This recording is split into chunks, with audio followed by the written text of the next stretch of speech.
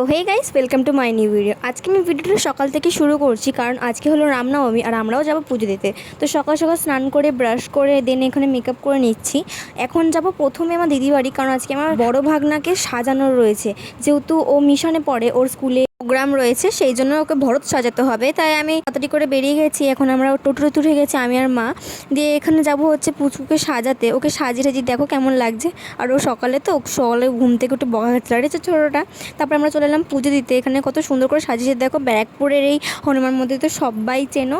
তো এইখানে আমরা পুজো টুজো দেবো। দেখো কি বিশাল লাইন পড়ে, যতই লাইন পড়ুক আমাকে তো পুজো দিতেই হবে, কারণ আমি পুজো দিতে এসেছি। তো দেখো এখানে ভেতরটাও সুন্দর করে সাজেছে। আর এই হলো বজরং বলি, আমি যে ভিডিওটা করার জন্য কত কষ্ট করেছি, কেউ সরছে না সামনে থেকে। তাই এবার আমরা অঞ্জলি দিয়ে নিচ্ছি।